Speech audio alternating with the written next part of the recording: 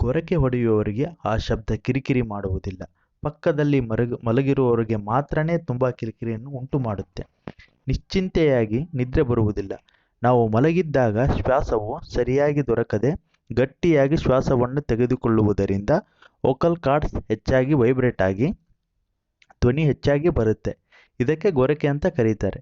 ಗೊರಕೆ ಒಂದು ದೊಡ್ಡ ಸಮಸ್ಯೆಯೇ ಅಲ್ಲ. ಅದನ್ನು ಸರಳ ಮನೆಮದ್ದಿನಿಂದಲೇ ನಿವಾರಿಸಬಹುದು.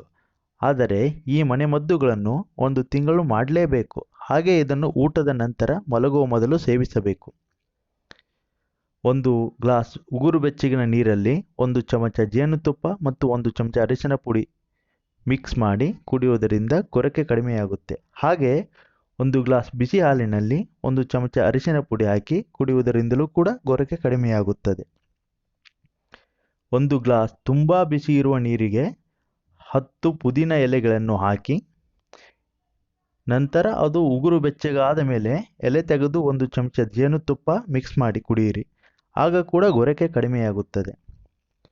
1 ಗ್ಲಾಸ್ ಬಿಸಿ ನೀರಿಗೆ ಅರ್ಧ ಚಮಚ ಏಲಕ್ಕಿ ಪುಡಿ ಹಾಕಿ ಮಿಕ್ಸ್ ಮಾಡಿ ಕುಡಿಯುವುದರಿಂದಲೂ ಕೂಡ ಗೊರಕೆ ಕಡಿಮೆಯಾಗುತ್ತದೆ.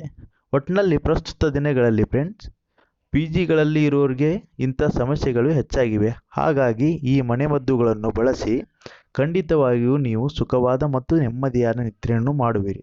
ಈ ವಿಡಿಯೋ ಬಗ್ಗೆ ನಿಮ್ಮ ಅಭಿಪ್ರಾಯ ಮತ್ತು ಅನಿಸಿಕೆಗಳನ್ನು ಕಮೆಂಟ್ ಬಾಕ್ಸ್ನಲ್ಲಿ ತಿಳಿಸಿ ಮತ್ತು ಮತ್ತಷ್ಟು ಹೆಚ್ಚಿನ ಸುದ್ದಿಗಳಿಗಾಗಿ ನಮ್ಮ ಯೂಟ್ಯೂಬ್ ಚಾನಲನ್ನು ಸಬ್ಸ್ಕ್ರೈಬ್ ಮಾಡಿಕೊಳ್ಳಿ. ಧನ್ಯವಾದಗಳು.